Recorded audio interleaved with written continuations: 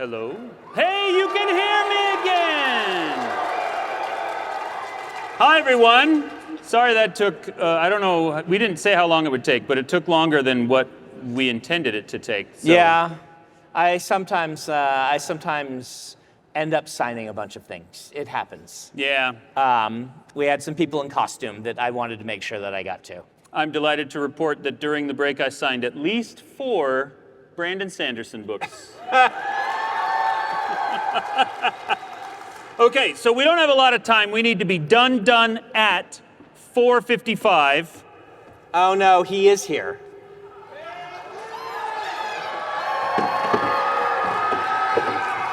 Hi, oh my gosh. You guys didn't save space for me.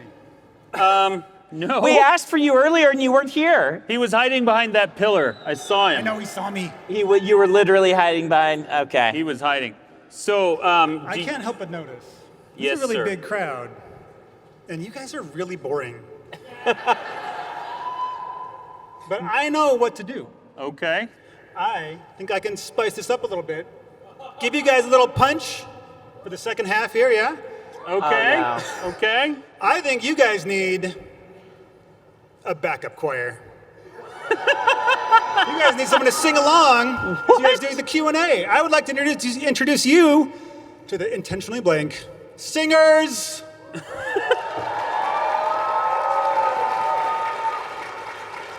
So, I knew that Ben was going to be doing something, but we genuinely, honestly, had no idea what it was going to be. He's I would gonna not do have this guessed to us this. every year, isn't he? Okay. So are they just going to repeat what we say, like calling back? I like see. Lining in a gospel church? Are they gonna stand there the whole time, Ben? Oh, yeah. Are we ready? Thank you. You may begin.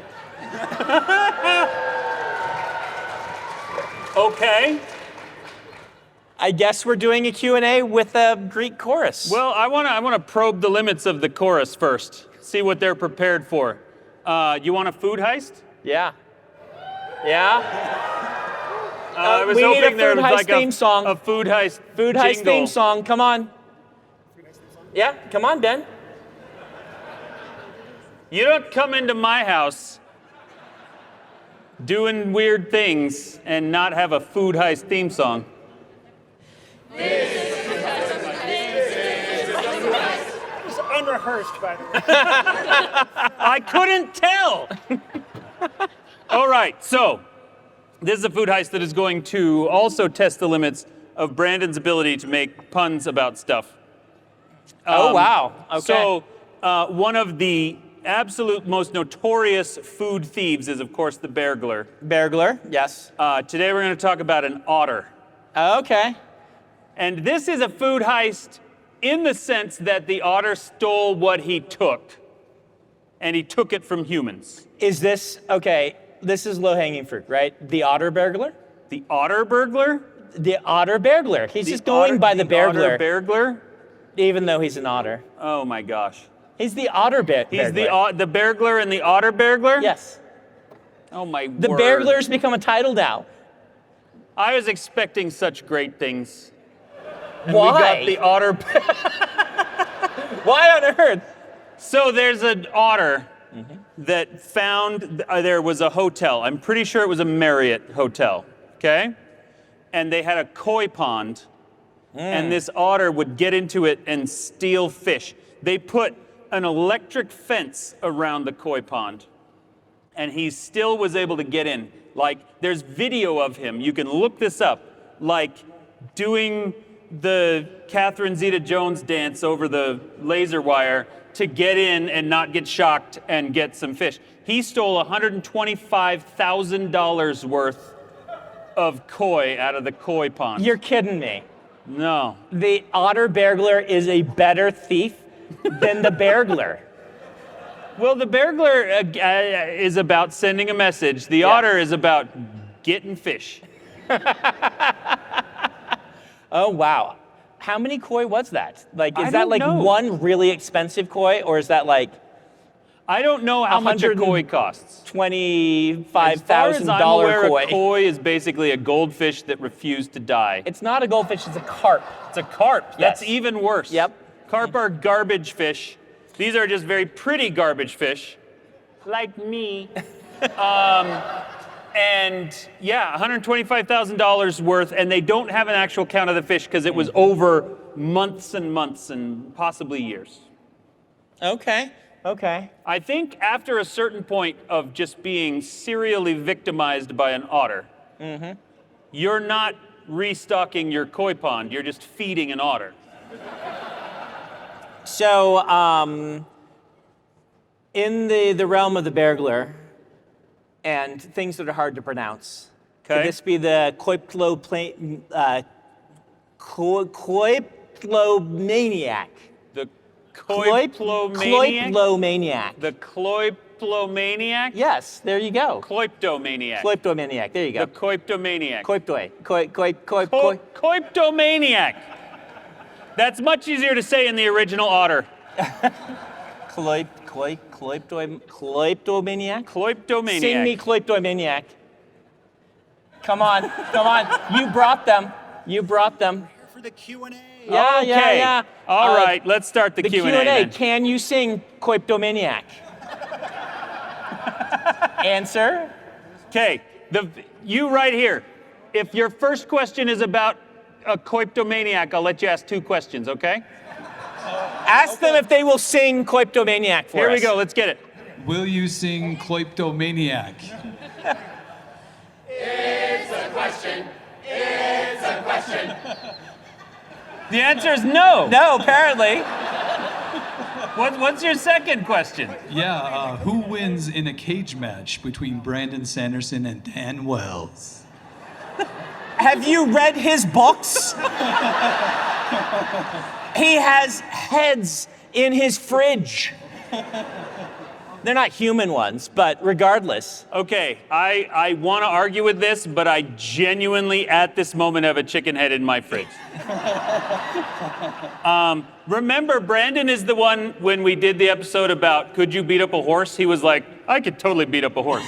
So I say Brandon takes this one. I think horses are I think they're pansies deep down inside. I think you can, yeah. So, thank you for the question. By the way, let's not ask any like Cosmere type questions or things on this one. You'll have a chance for them later on. Yeah, but if you ask one, I will answer it, and I don't know anything. Let's go over here now. 2, camera 2. It's a question. Hello. Hi. This question is for both of you and Ben too, if he feels like answering. Who is your favorite character from The Simpsons and why? Ooh. Okay, my favorite character from The Simpsons is Moe.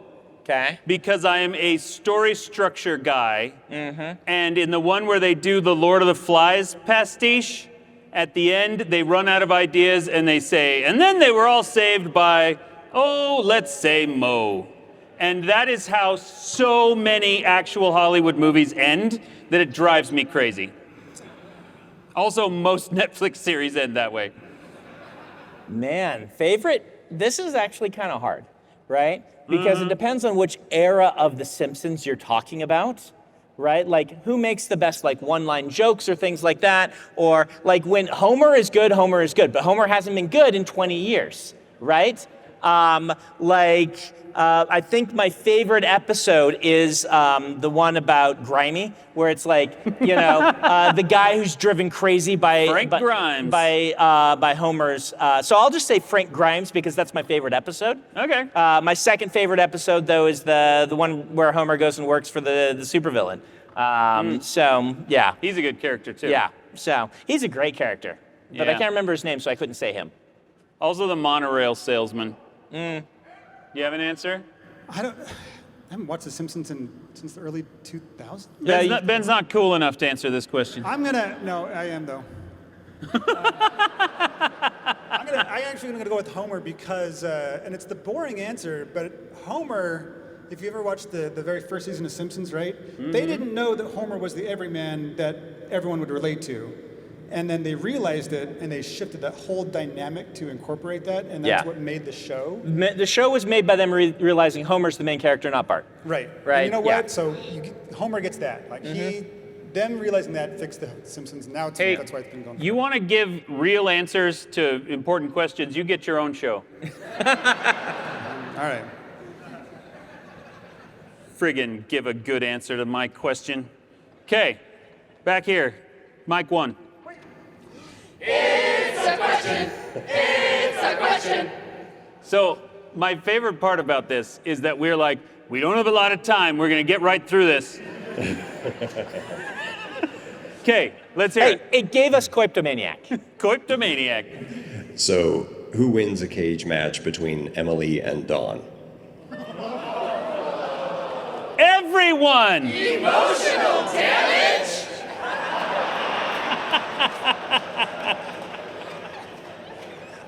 I don't think either of them make it to the cage match. No.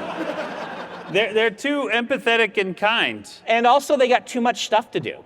Yeah. Like, Dawn is the one where we did role-playing games, and she went to fold laundry and called out from the other room what her character was doing.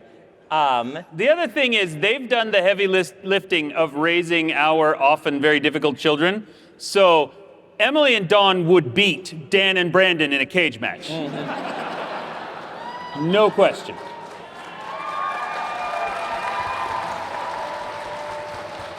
All right, number 2. It's a question. It's a question. Okay, if this is too personal, you can skip, but how did you guys propose to your wives? This is a good one. Dan? Story time, story time, story time. Okay, so this is gonna sound made up, but it's not. I took my wife to go and see Evita with Antonio Banderas. And bold move. yeah. Uh-huh. And then we came back from the movie, and we were in my college dorm room, and we were playing the Xena Warrior Princess card game. And I was helping a friend of mine propose to his girlfriend with this like weird phone thing that we had set up in advance. And then when that was done, I looked over at Dawn across the field of Xena cards, and I said, "This is really ironic because all day I've been thinking of asking you to marry me." And then she talked for 17 solid minutes about how she's terrified of marriage because her parents were separated at the time. And then I said, "So is that a yes?" And she said, "Yes!" And then a couple of weeks later, because I didn't have a ring or anything, we hadn't talked about this in advance. A couple of weeks later, I took her to a Mexican restaurant. I had a good friend who was the trombone player in a mariachi band, and I gave him the ring, and they came over and serenaded our table, and he said, "Hey, so is this your girlfriend?" I said, "Yeah, we're actually engaged, but I don't have a ring yet." And he pulled out the ring I had chosen and said, "Well, I've got one right here. Do you want to use it?" And I knelt down and I proposed, and she cried and put the ring on, and then they sang El Mariachi Loco, which is a song about a crazy mariachi who wants to get divorced.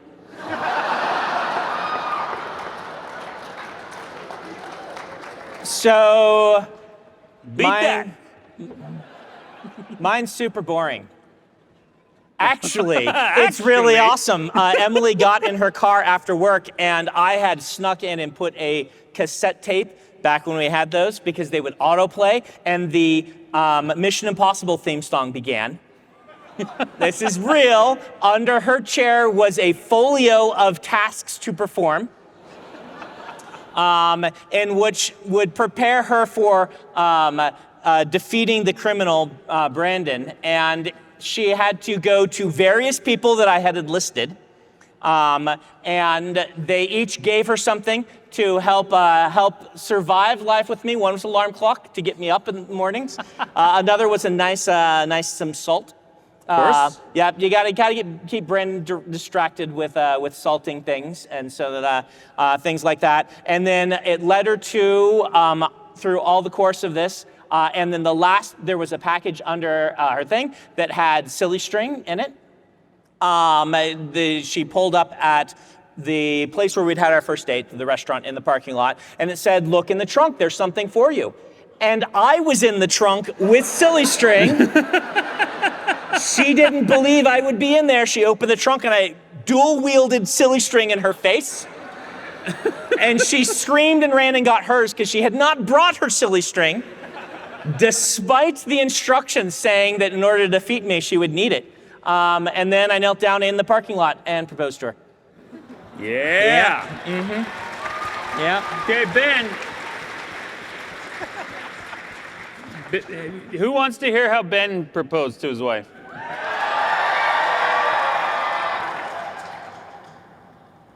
Look, I have someone to correct me right here.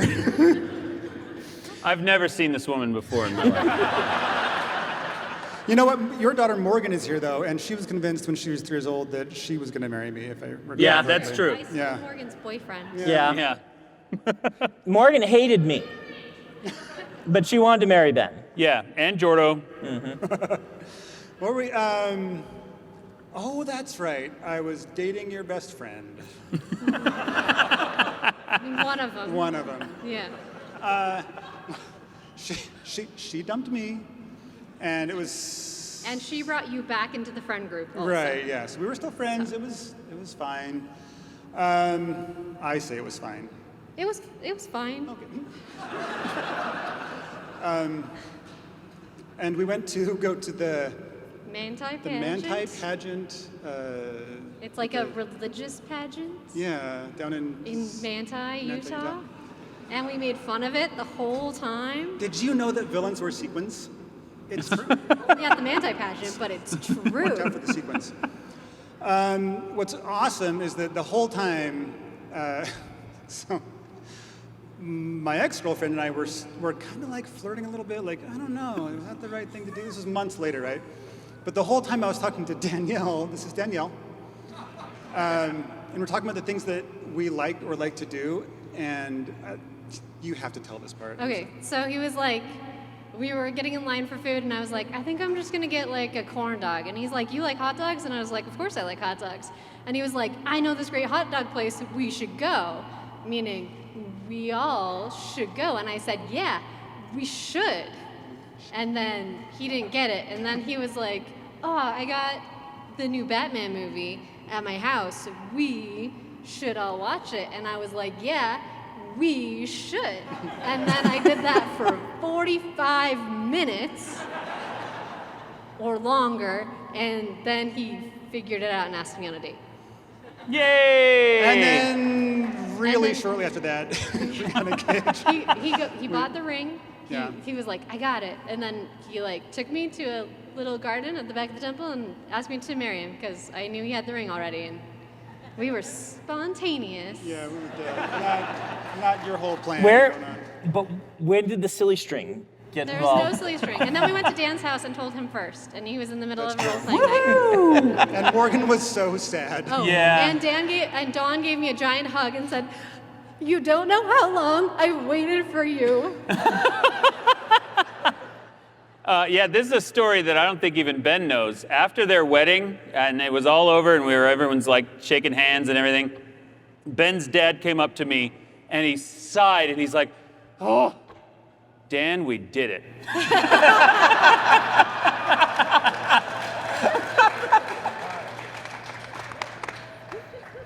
All right, thank you very much. Back to number one.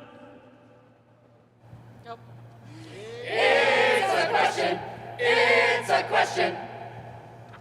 Oh, okay. In episode, this is a question for all three of you. In episode 125, you mentioned Ben made you watch Evangelion and Fooly Cooley. So what's your favorite episode and/or scene from both shows? Oh boy. Okay, let's clarify the question. Ben made me watch Evangelion and Fooly Cooley 30 years ago, dude.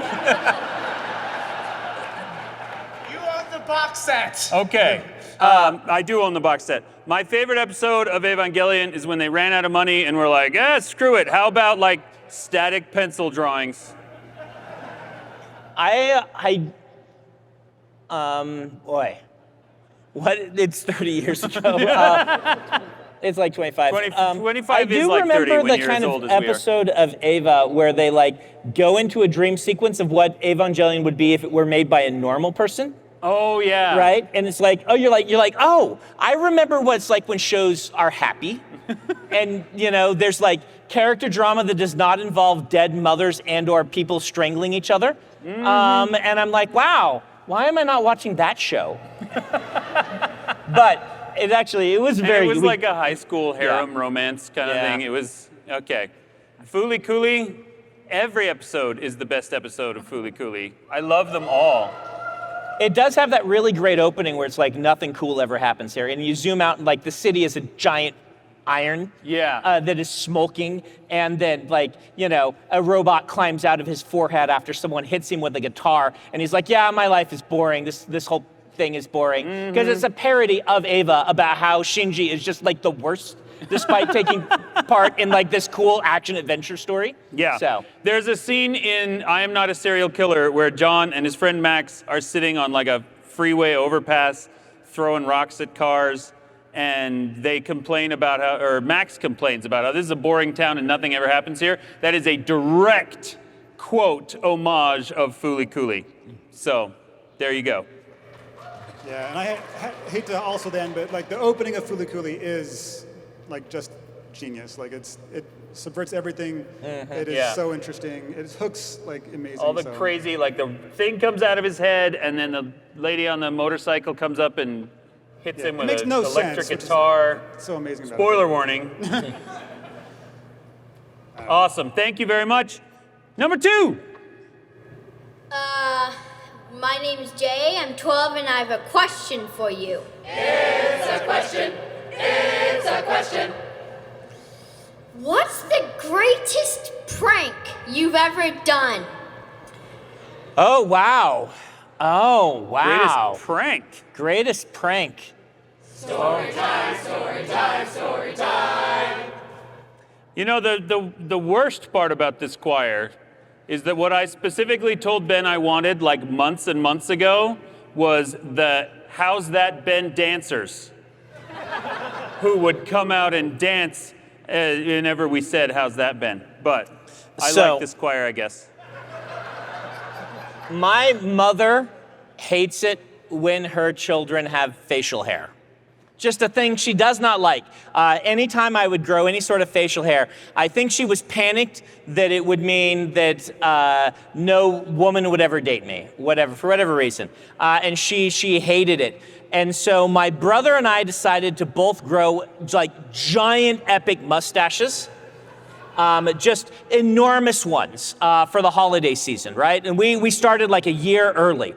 And this was years ago, and we were going to get our pictures taken with these, mustaches. It was going to be cool. My sister got proposed to in the middle of that, and Jordan and I, we were growing like full beards, and we're going to shave them and have the mustaches, right? And we're like, we're 5 months into this. We're not stopping now, right? And so my mother had to come to the slow and horrifying realization that both of her sons were going to have mountain man beards in all the wedding photos. And we did. And so that's a pretty good one. That is a pretty good one. Yeah. So when we had been married almost a year, I was married in May, and then the following year, April 1st rolled around, and most of you hate April Fool's Day already, so just prepare to hate me as well. I thought it would be really funny if I could convince my wife to call my mom and tell her that she was pregnant with twins. Oh, that's and to be fair, it was really funny, but only to me. Because my mom bought the whole thing, because she doesn't trust a word that I say.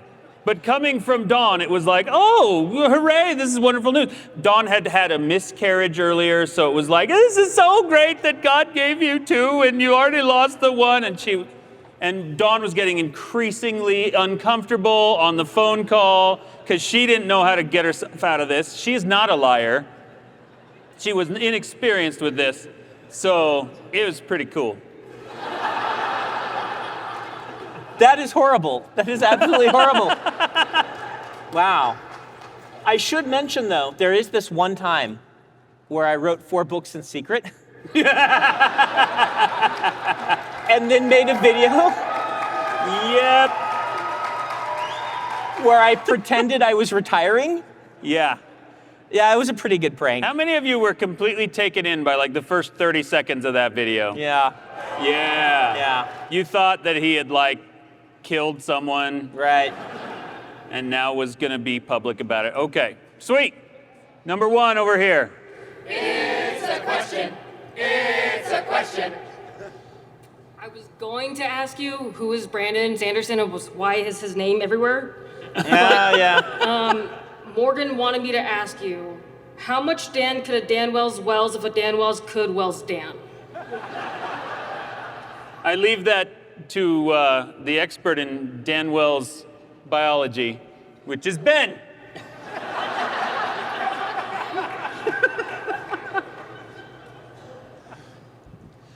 As much Wells as Dan Wells could Wells if Dan Wells could Wells Dan. Did I get that? Is that right? I don't know. A Dan Wells would Dan all the Wells if a Dan Wells could Dan Wells. Would have been a much better thing for him to have said. But he's a choir conductor. You gotta cut him some slack. Over here, number 2. It's a question.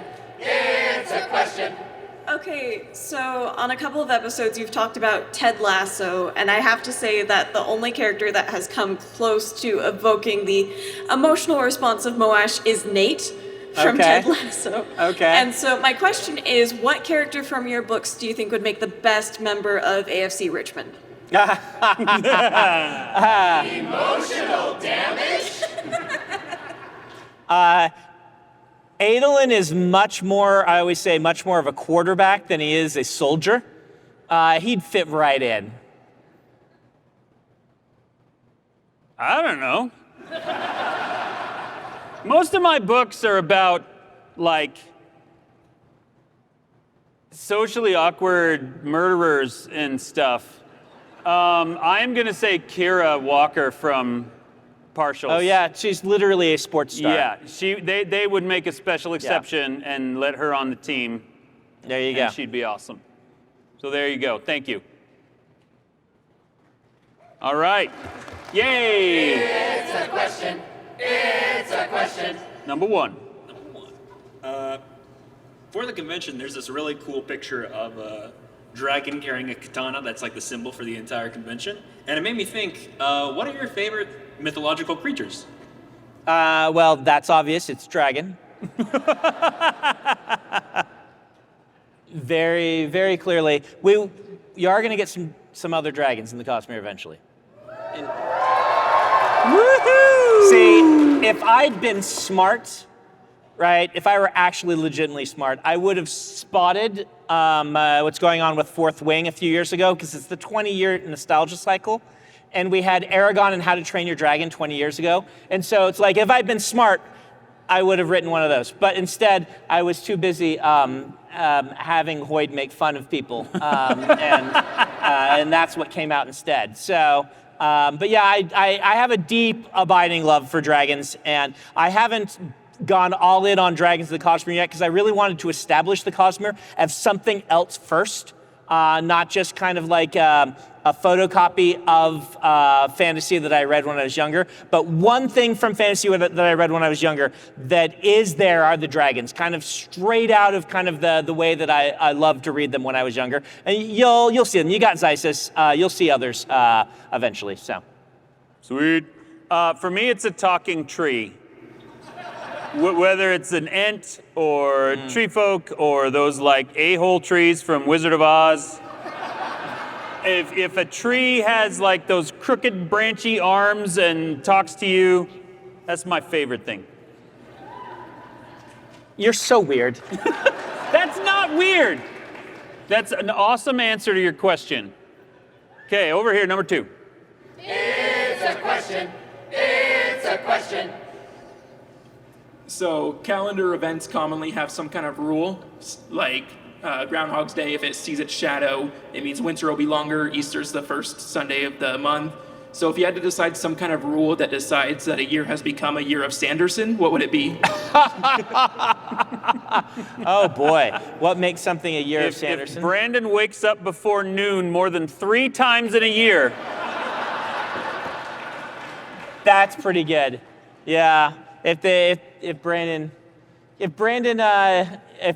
doesn't periodically look up and see that it's morning already, and be like, oh, the birds cheeping means that it's past my bedtime. Yeah. Yeah. If Brandon, when he finishes writing, can see his shadow in natural light, something's gone very wrong. There's 2 more weeks of winter coming.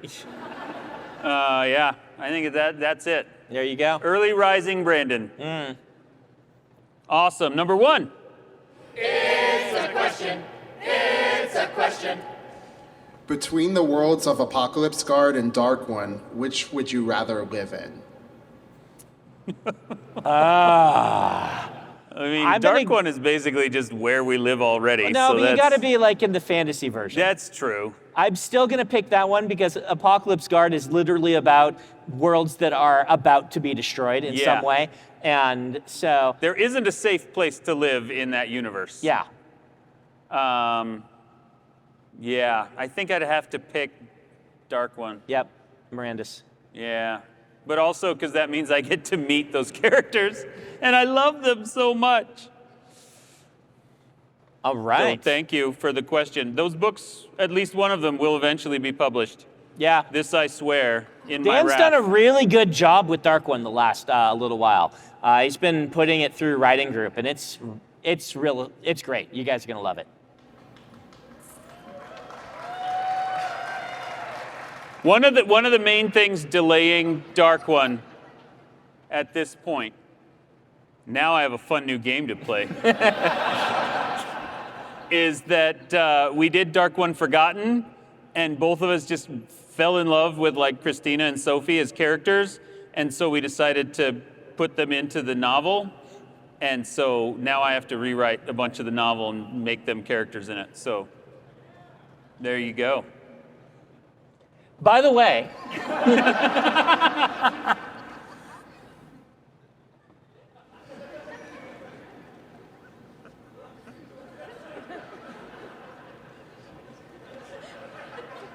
this is our last question because we do have to set for the next one. So last question. So the thing. It's a question. It's a question. I've got more people than you. We have microphones. I would like to give a special thanks to the choir just to support the event today. It's hard to find good music these days.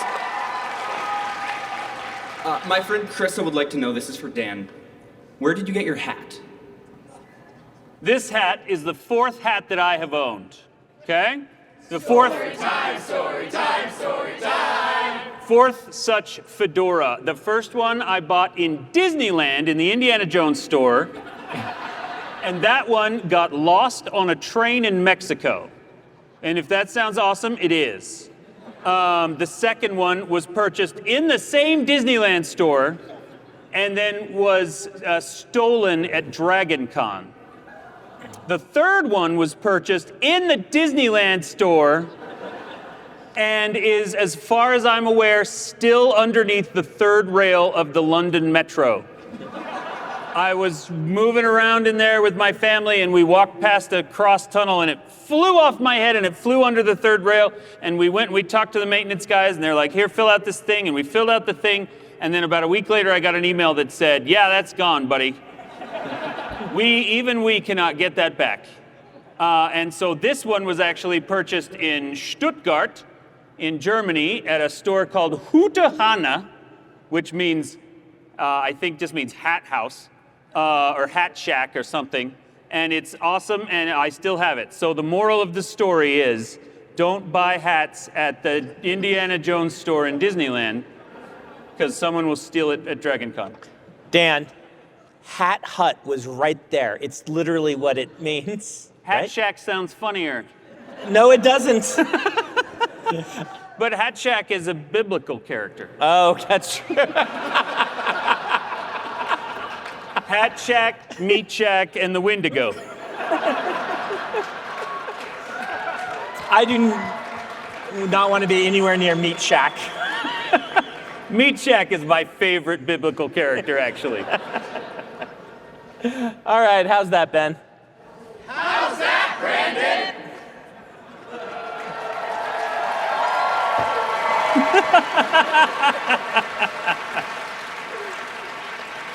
Are we still on? We're still on. Thank you for coming to our show.